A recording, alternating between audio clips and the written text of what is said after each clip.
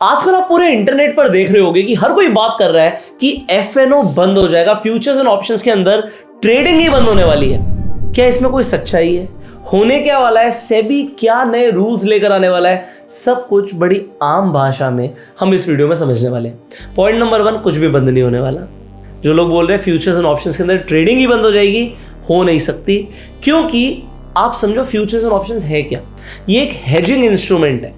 तो अगर आज आप स्टॉक्स खरीदते हो, अगर आज आपकी शेयर मार्केट चल रही है, तो तब तक फ्यूचर्स और ऑप्शंस चलेंगे। ऐसा नहीं हो सकता कि फ्यूचर्स और ऑप्शंस बंद हो जाए, उनमें ट्रेडिंग बंद हो जाए।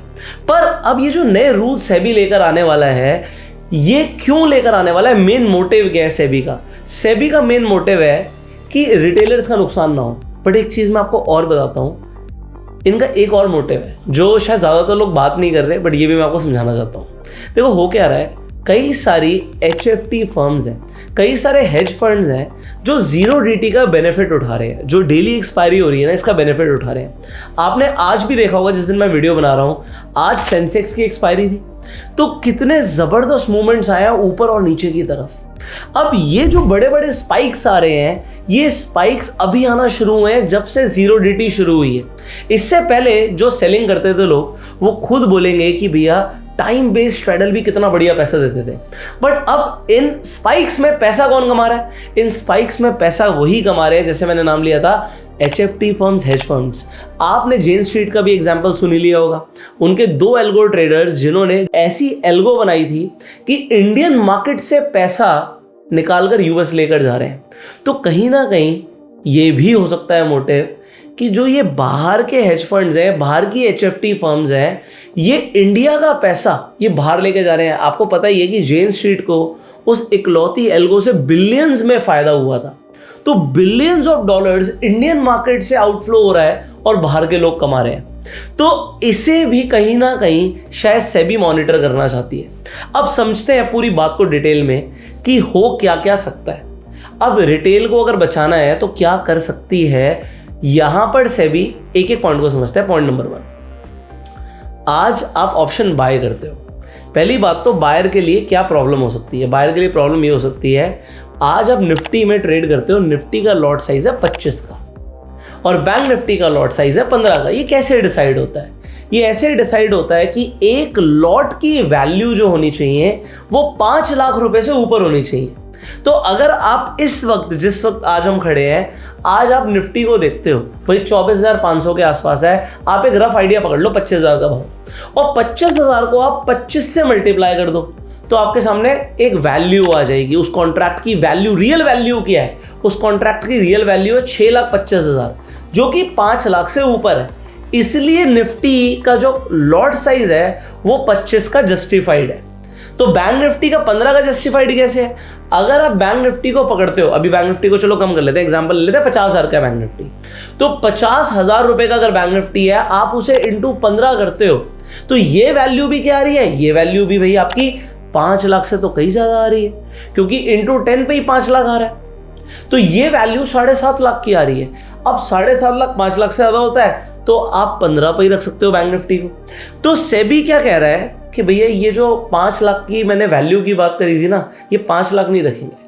जो एक्चुअल कॉन्ट्रैक्ट की वैल्यू होनी चाहिए वो 20 से 25 लाख कर दो। अगर 20 से 25 लाख कर दोगे तो क्या होगा? आप समझो, अभी मैंने आपको समझाया कि लॉट साइज किस तरीके से निकल रहा है। अगर ये कॉन्ट्रैक्ट वैल्यू को 4 गुना करना पड़ेगा, तो लॉट का जो साइज है वो भी 4 गुना हो जाएगा। 4 गुना का मतलब क्या है? हो सकता है बैंक निफ्टी का जो लॉट का साइज है वो आपको 15 की जगह 50 का दिखे। बैंक निफ्टी की हम वैल्यू पकड़ रहे थे 6,25,000 की, तो अगर आप उसे 4 गुना कर रहे हो तो 25 का जो लॉट साइज है वो बढ़कर 100 का हो सकता है। अब इससे बायर को दिक्कत क्या होगी? रिटेलर कैसे बचेगा? आज आप क्या करते हो, आपको बैंक निफ्टी का एक ही 2 लॉट खरीदना, 15 का ही तो है। तो अगर आप 100, 200, 300, 400, 500 रुपए का प्रीमियम खरीद रहे हो, आप OTM में कोई बाइंग कर रहा है, OTM आपको पता है out of the money option में लोग सबसे ज्यादा बाइंग करते हैं, तो 100 रुपए का बैंक निफ्टी में जाके आप ऑप्शन खरीद रहे थे, इंटू 15 से 1,500 रुपए लग रहे थे। बट अगर इसे 4 गुना कर दिया जाएगा, तो 4 गुना से क्या होगा?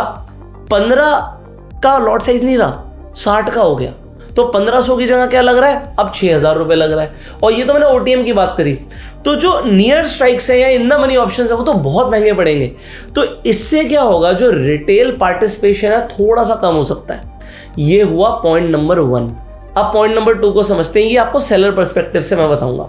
आज की डेट में आप एक काम कीजिए, आप निफ्टी को जाके, निफ्टी में आप अभी ऑप्शन बाइंग की बात कर रहे थे, आप कॉल और पुट को अगर सेल करना चाहते हैं तो आप लगभग देखेंगे आपको कितने पैसे लग रहे हैं, 60-70 हज़ार रुपए लग रहे हैं।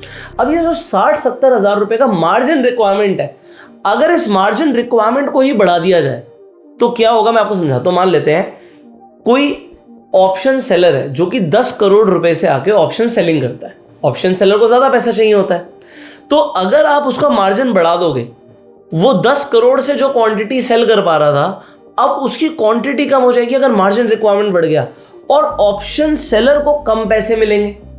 इसका मतलब समझो, अगर आज एक काम करने में मुझे 1 करोड़ रुपया लग रहा है और उस 1 करोड़ पे मुझे लगता है कि भैया मैं 2% बना लूंगा, तो वो 2 लाख रुपए होता है।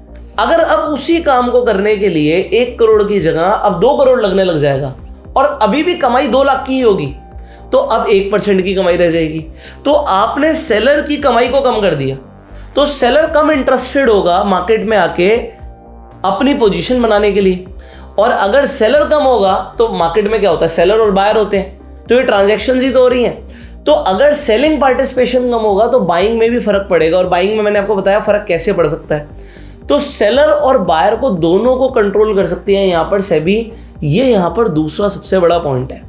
तीसरा पॉइंट क्या है भैया, जब से 0DT आई है, मंडे को mid cap bank x, Tuesday को फिन निफ्टी की एक्सपायरी, वेंसडे को बैंक निफ्टी, उसके बाद आप थर्सडे को आ जाते हो निफ्टी पर, और फिर फ्राइडे को सेंसेक्स। हर दिन एक्सपायरी हो रही है। अब हर दिन आप देखो मिड कैप में स्पाइक्स, फिन निफ्टी में स्पाइक्स। अरे अभी तो निफ्टी और यहाँ पर सेंसेक्स की तो बात ही मत करो। तो ये स्पाइक्स में क्या हो रहा है, लोगों के बहुत स्टॉप लॉस हो रहे हैं। जो एक्चुअल में पहले टेक्निकल्स बढ़िया काम कर रहे थे, प्राइस एक्शंस बढ़िया काम कर रहे थे, आज की डेट में लोगों के बहुत नुकसान हो रहे हैं।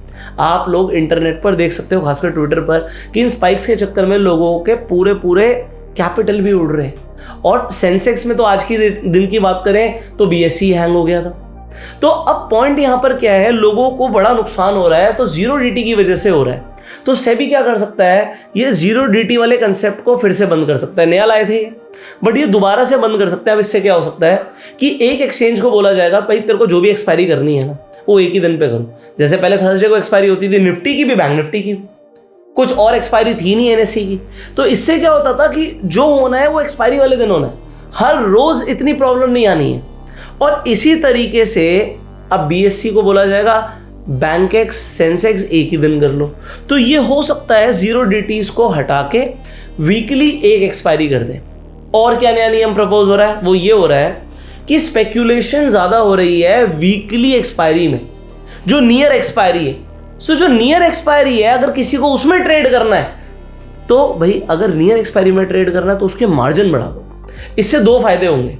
एक तो अगर वीकली एक्सपायरी का मार्जिन रिक्वायरमेंट बढ़ जाएगा, सेलर के लिए भी बढ़ेगा, तो मैंने बताया रिटेलर में बायर को भी उसका खामियाजा भुगतना पड़ेगा। तो मार्जिन रिक्वायरमेंट बढ़ने से पार्टिसिपेशन कम होगा तो स्पेकुलेशन भी कम होगा। और ये सिर्फ रिटेल के पर्सपेक्टिव से मत समझो, जो बड़ी बड़ी HFT फर्म्स हैं उनको भी ज्यादा पैसा लगेगा। तो अगर बड़ी बड़ी फर्म्स को भी ज्यादा पैसा लगेगा और वीकली पार्टिसिपेशन कम होगा तो स्पेकुलेशन थोड़ी बहुत कंट्रोल की जा सकती है। इसके अलावा जो बाई वीकली ऑप्शन है, मंथली ऑप्शन है, उसमें लिक्विडिटी बढ़ सकती है। तो किसी को अगर हेज ही करना है तो वीकली की जगह बाई वीकली या मंथली या उसके आगे की कर लीजिए। एक्सपायरीज तो आपके पास बहुत सारी हैं। तो ये कुछ नए प्रपोजल्स हैं सेबी के। इम्पैक्ट तो डेफिनेटली पड़ेगा, बट जैसे मैंने बोला बंद कुछ नहीं होने वाला। सो एक चीज यहां पर आपने सुनी है कि मार्केट में पता है सबसे बड़ा रिस्क क्या है। ये जो ब्रोकिंग हाउसेज हैं उनके फाउंडर्स भी बोलते हैं कि मार्केट में सबसे बड़ा रिस्क है रेगुलेटरी रिस्क। तो सेबी एक रेगुलेटर है, वो कुछ भी कर सकते हैं, इसमें कोई डाउट नहीं है। बट FNO बंद हो जाएगा ऐसा नहीं होगा।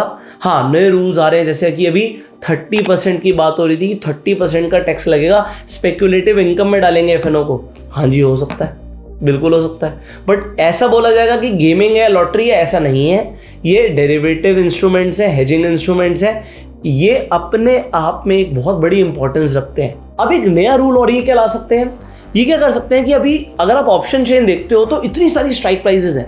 निफ्टी में हर 50 पॉइंट पे आपको एक अलग स्ट्राइक प्राइस मिल रही है। इसी तरीके से मिड कैप में तो हर 25 पॉइंट में मिल रही है। बैंक निफ्टी में हर 100 पॉइंट पे मिल रही है। तो हो सकता है ये स्ट्राइक प्राइसेस को रैशनलाइज करें तो कम स्ट्राइक्स पर काम होना शुरू हो जाए। तो इससे क्या इंपैक्ट रहेगा ये देखने वाली बात रहेगी। हो सकता है ये फेवर में भी जाए, हो सकता है अगेंस्ट में भी जाए, बट आपकी इसके ऊपर क्या राय है कमेंट करके जरूर बताइएगा। अब देखो मैं क्यों बोल रहा हूं बंद क्यों नहीं होगा। एनएसई कितना बड़ा वॉल्यूम जनरेट कर रहे हैं, आप सोचो ब्रोकर्स कितनी कमाई कर रहे हैं, इसके अलावा सेबी को भी फीस जा रही है। ओवरऑल एक इतने बड़े ट्रांजैक्शन से पूरी इंडस्ट्री है, तो इस इंडस्ट्री को बर्बाद नहीं कर सकते, इस इंडस्ट्री को खत्म नहीं कर सकते। हाँ, रेगुलेशन से चेंजेस जरूर ला सकते हैं। सो चेंजेस आने हाईली पॉसिबल है। बहुत ही जल्दी आपको बजट के आसपास यहाँ पर दिखेगा कि चेंजेस आ रहे हैं, बट चेंजेस के लिए रेडी रहिएगा। और इस वक्त ट्रेडिंग में अपनी पोजीशन साइजिंग को ज़रूर कंट्रोल रखिएगा। फाइनली आई होप इस वीडियो में मैंने जो भी प्रपोजल्स हैं, जो चीज़ें हो सकती हैं, उन्हें डिटेल में समझाने की कोशिश करी है, बट पैनिक करने की ज़रूरत नहीं है। लॉन्ग टर्म सोचोगे तो सब अच्छा होगा। Finally you can share this video जिससे मैक्सिमम लोगों तक ये वैल्यूएबल वीडियो पहुंचे। अगर आप स्टॉक मार्केट में नए हैं तो फ्री में जाके आप डीमेट अकाउंट खुलवा सकते हैं। लिंक्स आपको बेस्ट डीमेट अकाउंट्स के डिस्क्रिप्शन और पिन कमेंट में मिल जाएंगे। Till the time you like this video, subscribe this channel जिससे आने वाली आप कोई भी वीडियो मिस ना करें। You go self made and जय हिंद।